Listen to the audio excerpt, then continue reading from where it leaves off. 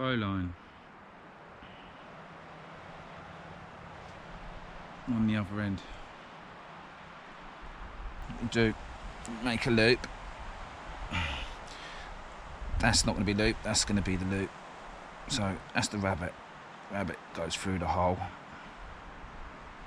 And if you can see, round the tree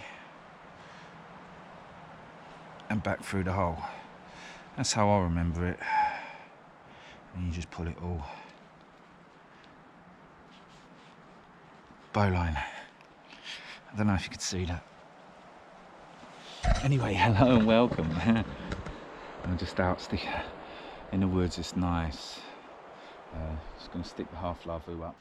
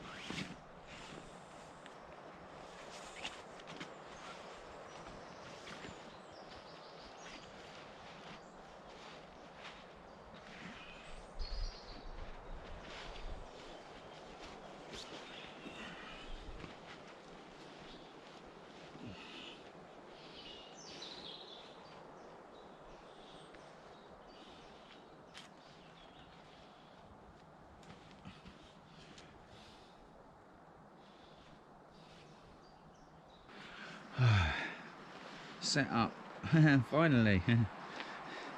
I'm just out. I'm going to have a I'm going to try, I've already tried this once and it didn't work, to make some char cloth in this little tin. So I'm going to make a little flint and steel set. This tin, I don't know if you can see it, I was looking for one of them Altoids ones and I couldn't find them anywhere. I could have ordered it online, but couldn't find them anywhere. So I got this one out of a little tobacconist near me. It's Barclays. They were apple and cinnamon flavour, like little sucky minty things. But yeah, they were nice. They did different flavours, but I mainly wanted the tin. But it comes as a bonus that I like the sweets as well. It's very similar to an Altoids tin. So I got in there my striker, a bit of flint, a little bit of sort of jute twine, because you can use that. You can sort of split the fibres up a bit and make a bird's nest if you're out and you can't find any dry material to make a bird's nest with it, which is what you ignite the fire with, the bird's nest. And some of this, although this isn't ready because I ain't charred it yet.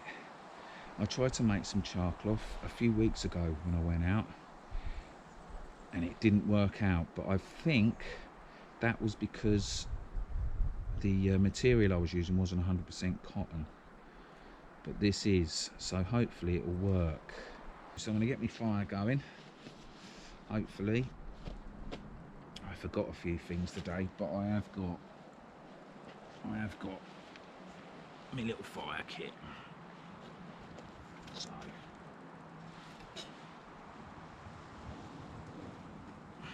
I just feel like doing a quick easy cheat one, but I haven't got any options with me today to do a quick easy cheat one. So I'm gonna have to do the old fat wood and a little bit of birch bark, chuck these on, chuck that on, and hopefully we'll have a fire pretty soon.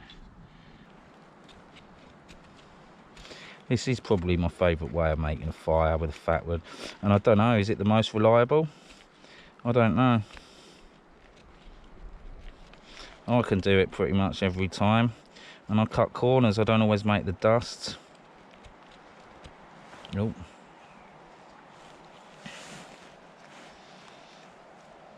But it always seems to do it.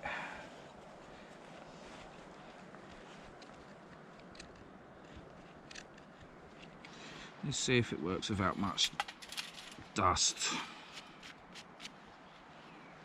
I haven't made much there at all, really. Let's see, might not. I might have to add a bit of dust to it, we'll see. Got some more fatwood there.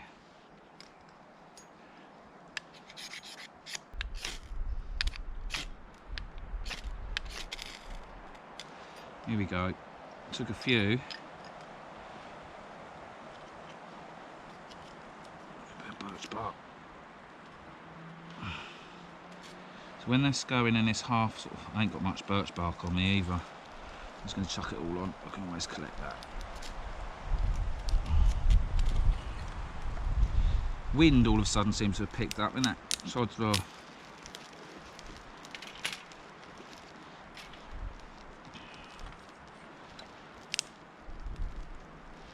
There we go. I think that's gonna fire away. Then in a few minutes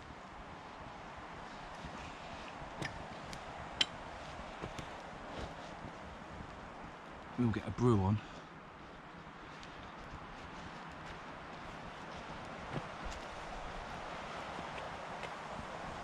And I'm going to chuck it in now. So some people say you need to put a hole in it. I don't think I do with this. I've researched it a little bit. It's got like hinges. So I think the hinges will let out the gases. I don't know the old scientific explanation for it all, but yeah, let's chuck it on there. There it is. We'll get a brew on. I hope I've judged that right. I hope this works out because the ground's very soft. I should have made a tripod really. It's been a bit lazy. The wind has changed direction and is coming from, well, that way. It was coming from the other way.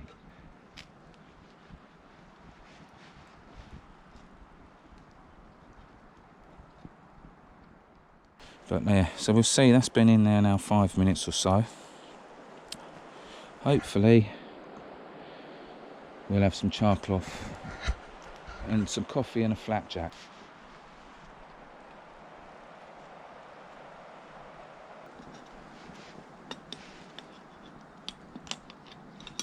Ah.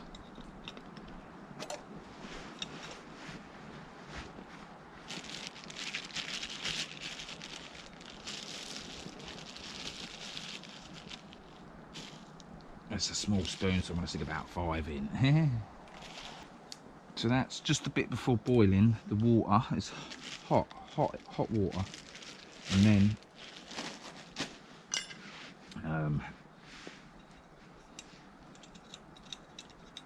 you stick it back on there for a bit.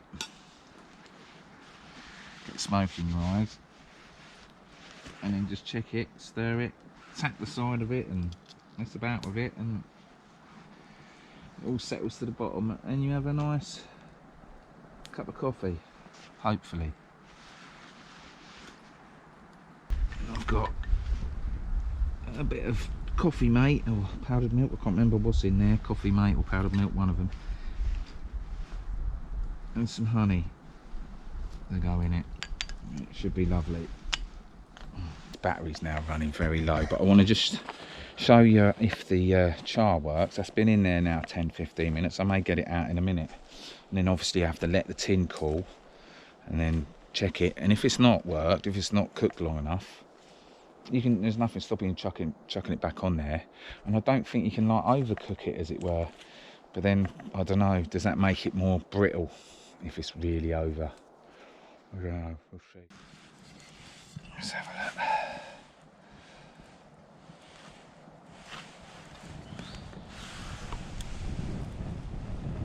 Oh, I thought that was going to have gone wrong, but there ain't. That's gone nicely. There is no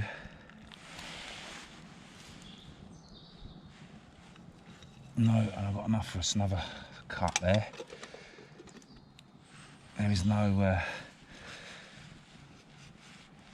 coffee grains in there.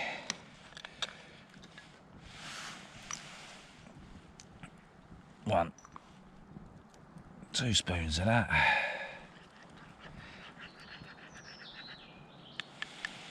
Oh, looking forward to sampling the wares there. I can see a couple of little bits actually. Yeah, that might come off the spoon. I can live with that.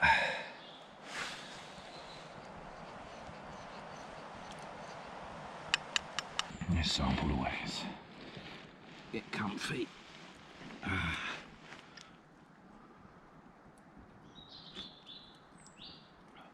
Oh.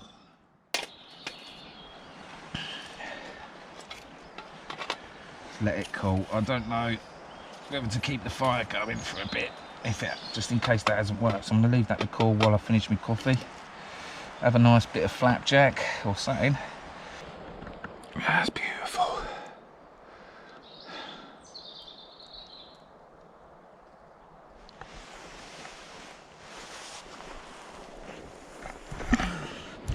The half laavu. It is doable for me, but it is a little bit tight. A little bit. I could do it though. I'm 6'2". I can lay down in there, but it's very tight. I can sort of straight, but it's tight. It is a bit tight. Yeah, it's wicked though.